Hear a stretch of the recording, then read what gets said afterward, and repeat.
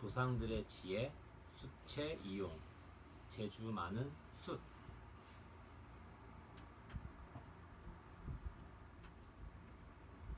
깊고 깊은 산골짜기에 숲이 있었습니다. 봄이 되자 땅속에 묻혀있던 도토리 하나가 꼼지락꼼지락 흙 틈을 비집고 잎을 내밀었어요.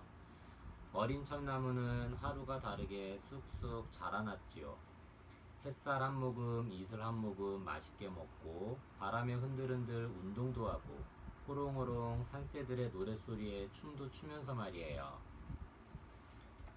숲속에는 언제나 새로운 일이 일어났어요. 산새들이 날아와 종알종알 산 아래 소식을 전해주고 구름이 흘러와 산 너머 세상 이야기를 들려주었어요. 그럴 때마다 나무들은 꿈을 꾸곤 했어요. 넌 곱게 자라서 기둥이 될 거야. 난 장인의 손에서 멋진 조각품이 될 거야. 난 지금 이대로도 좋은걸. 언제까지 숲에서 살 거야. 이런 이야기를 들으며 참나무는 자라서 무엇이 되면 좋을까 생각했습니다. 마침내 참나무도 꼭 되고 싶은 꿈 하나를 찾았어요. 바로 궁궐의 기둥이 되는 거였지요. 흘러가는 구름이 전해준 궁궐의 모습은 웅장하면서도 아름다웠거든요. 가슴을 쫙 펴고 서 있으면 사람들이 나를 우러러보겠지. 참나무는 곧고 커다랗게 자라려고 애썼어요. 아무리 더워도 아무리 추워도 가슴을 활짝 폈어요. 봄, 여름, 가을, 겨울이 10번도 더 지나고 다시 가을이 찾아왔을 무렵이에요. 참나무는 또래에 비해 몸이 크고 곧았어요. 숲속에 사람들이 들어와 도끼로 나무를 찍어내기 시작했어요. 그리고 한 사내가 참나무 앞에 섰지요. 내 차례가 왔어. 이제 나는 궁궐로 가는 걸까? 참나무는 가슴이 두근두근 뛰었어요. 넘어간다! 사내의 목소리가 산 전체에 울려 퍼졌어요. 참나무는 궁궐로 가는 꿈에 한참 빠져있다가 살짝 눈을 떠보았어요. 그런데 아직 산골짜기를 벗어나지 못한 데다가 어느새 몸이 작아져 있지 뭐예요. 이런 몸으로는 곧고 높은 기둥이 될 수 없잖아. 이제 궁궐에 가기는 다 틀렸어. 참나무는 크게 실망했어요. 사람들은 구덩이를 파고 가마를 만들어 그 속에 나무를 차곡차곡 쌓았어요. 지붕을 만들어 덮고는 고사를 지내기 시작했죠. 떡 한 접시, 북어 한 마리, 술 한 병이 다인 초라한 상이었지만 절을 올리고 하얀 종이를 태우는 사람들의 모습이 무척 정성스러워 보였어요. 구멍을 통해 이 모습을 본 참나무는 다시 가슴이 설레었어요. 무엇을 하려고 저렇게 정성을 쏟을까? 고사가 끝나자 사람들은 가마 속에 불을 지폈어요. 불은 위에서 아래로 내려와 계속 피어올랐어요. 사람들은 지붕에 뚫어놓은 작은 구멍을 열어 불이 제대로 붙는지 몇 번이고 확인했어요. 참나무는 사람들이 그렇게 지켜보는 데에는 이유가 있다고 생각했어요. 맞아, 난 정말 멋지고 대단한 물건이 될 거야. 틀림없어. 불 속에서도 참나무는 꿈을 잃지 않으려고 노력했어요. 불은 7밤이 지나서야 가라앉았어요. 사람들이 마구 모래를 끼얹는 바람에 참나무는 화들짝 정신이 들었지요. 그런데 자신의 모습을 보고 깜짝 놀라고 말았어요. 쩍쩍 갈라지고 숭숭 보기 싫은 구멍에 새까만 몸. 아니 이게 뭐야. 불 속에서 7밤이나 견뎌냈는데 고작 검된 꼴이라니. 참나무는 이제까지 품어온 꿈이 모두 무너지는 느낌이었어요. 참나무는 어두운 밤에도 숨고만 싶었어요. 달림이 자꾸 쫓아와 자신의 모습을 비춰주는 것이 하나도 기쁘지 않았어요. 숲에서 나무를 구운 사람들은 숫장이었어요. 숫장이들은 숯을 지게 지고 마을로 내려갔어요. 수치된 참나무는 처음으로 마을에 내려왔지만 흥이 하나도 나지 않았어요. 불담 좋은 숯 사세요. 참나무로 만든 참숯이에요. 부딪히면 쨍 소리가 난답니다. 참숯 사세요, 참숯. 사람들이 하나 둘 몰려들고 참나무 숯도 어느 집으로 팔려갔어요. 참나무 숯은 아담하고 깨끗한 부엌의 선반 위에 놓였어요. 내 모습이 창피해. 아무도 날 못 봤으면 좋겠어. 참나무 숯은 누가 자기 모습을 비웃기라도 할까봐 선반 위에서 숨죽이고 있었어요. 와글와글 소란스러운 소리가 들려와도 못 들은 척 가만히 있었어요. 와, 저기 좀 봐. 숯이 들어왔네. 크고 작은 항아리들이 참나무 숯을 보더니 소리쳤어요. 참나무 숯은 겁을 잔뜩 집어먹고 몸을 움츠렸어요. 우리랑 같이 장을 만들 숯이네. 올해 장맛은 좋겠어. 작년에는 숯을 안 넣었다가 장맛을 버렸잖아. 게다가 곰팡이도 어찌나 피어대든지. 참나무 숯은 항아리가 도대체 무슨 말을 하는지 알 수 없었어요. 잠깐, 숯이라면 올해는 내 차지가 될걸. 부엌문에 걸려있는 새끼줄이 소리쳤어요. 아주머니가 곧 아기를 낳을 거라고. 그럼 난 숯을 매달고 대문간에 금줄을 쳐야 해. 참나무 숯은 새끼줄이 하는 말도 무슨 뜻인지 몰랐어요. 숯을 대문간에 매달아야 나쁜 병균이 집으로 들어오지 않거든. 잡귀들도 검은색을 무서워하지. 새끼줄이 으스대며 말했어요. 새끼줄의 말이 끝나기도 전에 한쪽 끝에 놓여있던 화로가 호통치듯 큰 소리로 말했어요. 숯이라면 불을 피우는 게 우선이지. 숯불에 고기를 구우면 은은하게 향이 배어 얼마나 맛있다고. 따뜻한 숯 화로 속에 구워 먹는 밤이나 고구마 맛은 또 어떻고. 연기도 안 나고 불도 오래가는 숯은 불을 피우는 데 쓰는 게야. 화로에 얹혀있던 쇠 다리미도 거들며 나섰어요. 먹는 데만 쓸 게 아니라 입는 데도 좀 씁시다. 숯 몇 조각을 얹고 한복을 다리면 얼마나 맵시가 나는데요. 참나무 숯은 화로와 쇠 다리미 말이 사실일까 궁금했어요. 저 우물의 물맛이 예전 같지 않아요. 장독대 옆에 있던 작은 물동이가 수줍게 입을 뗐어요. 참나무 숯은 또 무슨 얘기를 할까 궁금했어요. 조만간 우물 청소를 하고 바닥에 숯을 깔게 될 거예요. 그래야 물이 깨끗해지고 맛도 좋아지는걸요. 참나무 숯은 가슴이 두근거렸어요. 정말? 내가 그렇게 많은 일을 한단 말이야? 참나무 숯은 숨을 깊이 들이마셨어요. 숭숭 뚫린 구멍구멍에서 시원한 바람, 따스한 햇볕, 맑은 공기, 깨끗한 빗방울이 느껴졌어요. 아, 그렇구나. 내 몸 갈라진 구석구석에 숲이 들어있었구나. 참나무 숯은 숯이 된 것이 기뻤어요. 더러운 것을 없애고 깨끗하게 만드는 힘이 생겼으니까요. 나는 이제 무엇을 할까? 새로운 꿈이 생긴 참나무 숯은 마음이 한껏 부풀었답니다. 정보마다 숯을 이용한 조상들의 지혜. 숯은 나무를 태워 만들어요. 숯가마에서 공기를 막고 구워내는 게 보통이지만 나무를 떼서 난방을 하던 옛날에는 일반 가정에서도 손쉽게 만들 수 있었어요. 숯은 매우 편리한 연료였어요. 그을음과 연기가 적게 나고 부채질 하나로 불의 온도를 섭씨 400도에서 1000도까지 조절할 수 있거든요. 숯은 냄새나 나쁜 균을 빨아들이는 일을 해요. 바로 수채 몸속에 있는 무수히 많은 구멍 덕분이지요. 구멍 속에는 원래 나무였을 때 갖고 있었던 각종 영양소가 들어있어서 나쁜 균이나 냄새를 빨아들이는 동시에 영양소는 밖으로 내보내지요.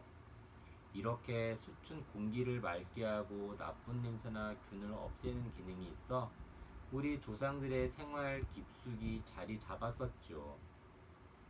한때 숯은 숯불 구이에만 쓰였지만 여러 가지 좋은 점이 알려지면서 요즘에는 숯의 쓰임새가 다시 넓어지고 있어요.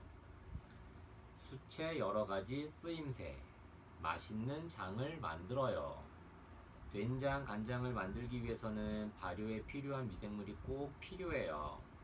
된장, 간장에 숯을 넣으면 몸에 좋은 미생물이 숯의 구멍에 자리 잡고 자라서 발효가 잘 되죠. 물론 곰팡이도 살지 못해요. 또 숯에는 나무 속에 영양소가 그대로 들어있어서 숯을 넣으면 자연히 간장과 된장 속의 영양소가 녹아들지요. 음식을 상하지 않게 해요. 냉장고가 없던 시절 조상들은 곡식을 보관하던 광에 숯을 넣어두었어요. 잔치 음식이나 명절 음식을 보관할 때도 숯을 넣었죠. 숯은 음식에 곰팡이가 피지 않고 신선하게 유지시켜 주거든요.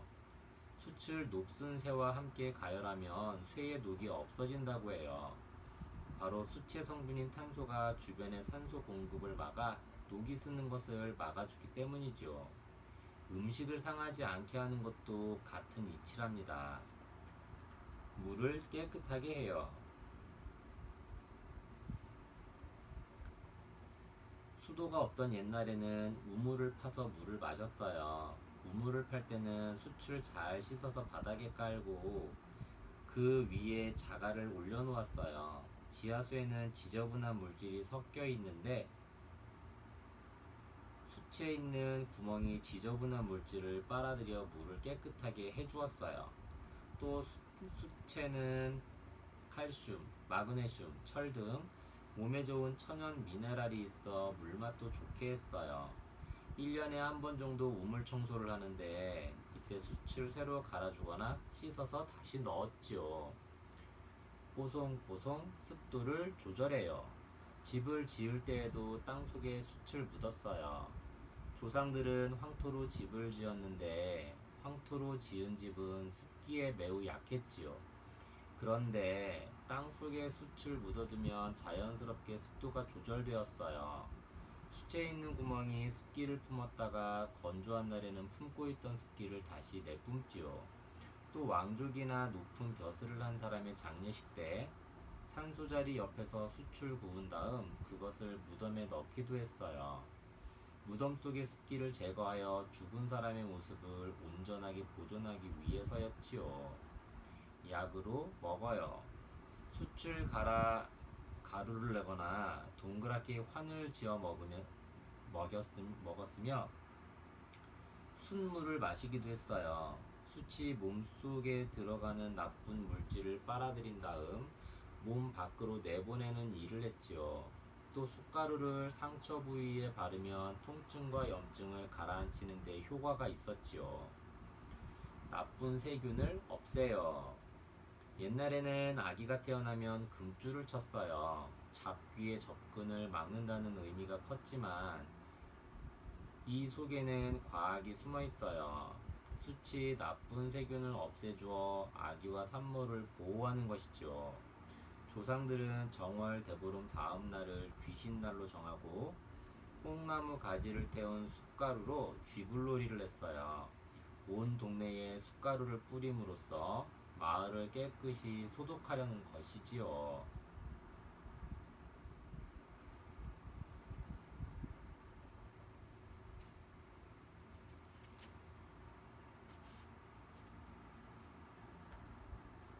노래하는 물시계 자경루 새벽.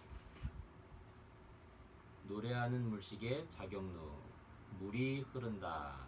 해와 달과 별이 흐르듯 시간이 흐르듯 구슬을 굴리며 종과 북과 징을 울리며 시간을 노래하며 물이 흐른다. 새벽을 연다. 하얀 달, 노란 눈, 올빼미, 굳게 잠긴 성문. 봄밤입니다. 성문을 두드리던 아이도, 성문을 지키던 파수꾼도 깜빡 잠이 들고 온 도성이 까만 호수처럼 고요한데 먼 흰 바위산 아래에는 불빛이 별처럼 반짝입니다. 이곳은 임금이 사는 궁전. 궁전도 깊은 잠에 빠졌는지 아무 소리도 들리지 않습니다. 아니, 무슨 소리가 들립니다. 작디 작은 소리. 귀 밝은 올빼미에게만 들릴 소리. 가는 물소리. 큰 항아리에서 작은 항아리로, 작은 항아리에서 또 작은 항아리로, 작은 항아리에서 좁다란 긴 통 속으로 흐르는 물소리. 물시계 소리. 물소리에 맞춰 용이 꿈틀 춤을 추고 물소리를 타고 살며시 막대가 올라가고 순간 달칵 소리와 함께 튀어나오는 구슬 하나. 구슬이 굴러갑니다. 다르르르르 구슬길 따라. 다르르 굴러가다 사라집니다. 나무집 구멍 속으로. 나무집 안에서 무슨 일이 벌어지는 걸까요? 지붕 위 새 인형도 네모창한 소인형도 움직이지 않는데 들리는 소리. 콩닥콩 도르르콩 차르르 두르르 탁. 덜컥 소인형이 사라지는가 싶더니 종이 울립니다. 지붕 위에서 들려옵니다. 댕. 어느새 나타난 호랑이 인형. 종소리에 귀를 기울이는 듯합니다. 돌돌돌 물은 계속 흐르고 또 다른 구슬이 구슬길 따라 다르르 흐르더니 인형 하나 북을 칩니다. 둥, 둥, 둥, 둥, 둥. 다른 인형 하나 징을 칩니다. 징. 이제 달은 산을 넘어가려 하고 검은 하늘 가득 별빛이 총총한데 징소리가 또 울려 퍼집니다. 징, 징. 아, 동력 하늘에 점점이 볼긋거리는 붉은 기운. 징소리가 또다시 울려 퍼집니다. 징, 징, 징. 마지막 징소리에 대답하듯 어디선가 들려오는 북소리. 덩. 그 북소리에 대답하듯 들려오는 또 다른 북소리. 덩. 별은 하나 둘 눈을 감고 구름은 하나 둘 볼글에 일어나는데 이웃과 앞선 북소리에 대답하듯 들려오는 또 다른 북소리. 둥. 둥. 부드럽지만 힘찬 북소리가 둥. 둥. 5번, 6번, 7번 주홍빛, 다홍빛, 분홍빛 구름을 흔들며 울려 퍼집니다. 18번, 19번 사람들을 하나둘 깨우며 퍼져갑니다. 둥, 둥, 둥, 둥. 30번째 북소리가 둥. 푸른 공기 속으로 사라지고 성문 위 파수꾼도 둥. 성문 밖 아이도 둥. 기지개를 켭니다. 둥. 마지막 33번째 북소리가 짙푸른 하늘로 날아오르자 부르르 눈을 뜨듯 열리는 성문. 열리는 하루, 새벽입니다.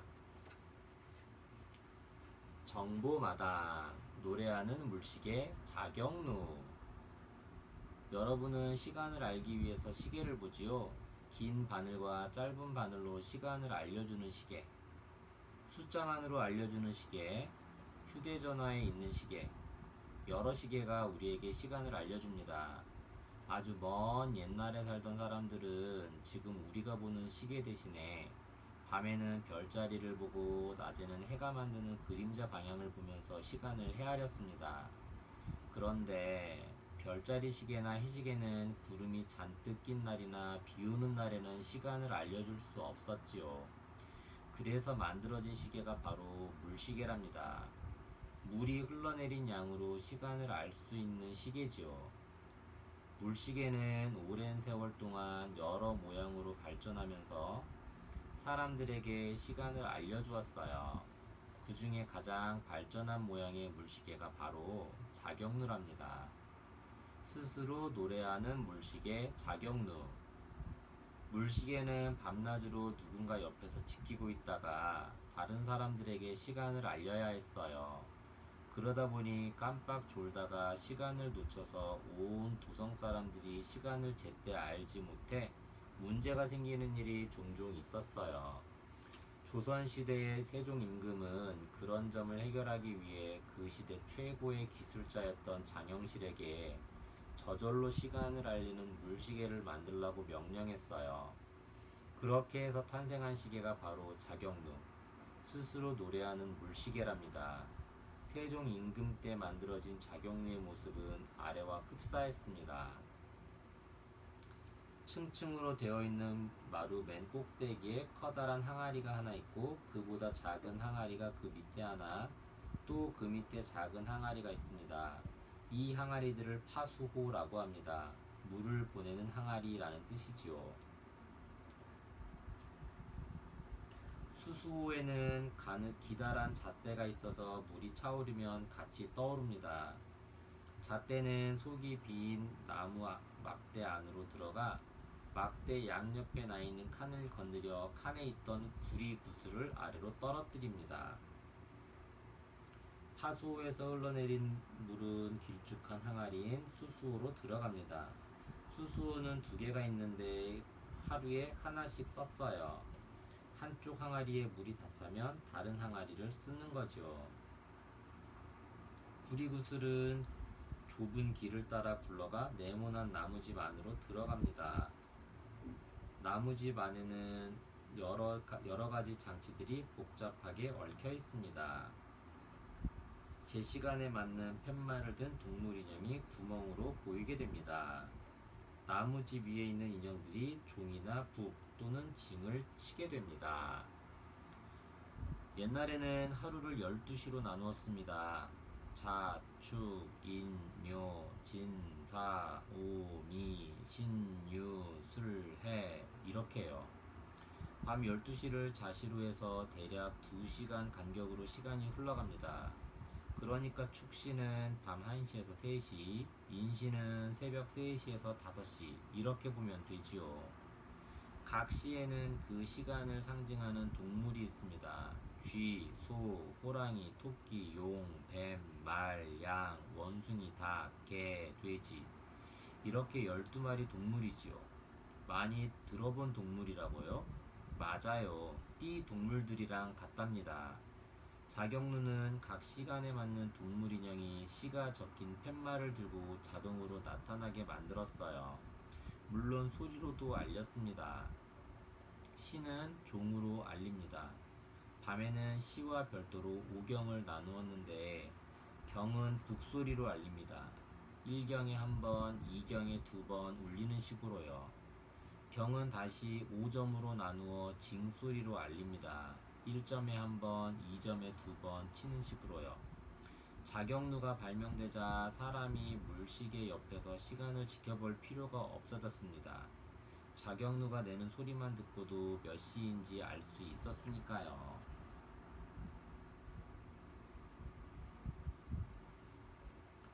성문을 열고 닫는 신호를 낸 종루.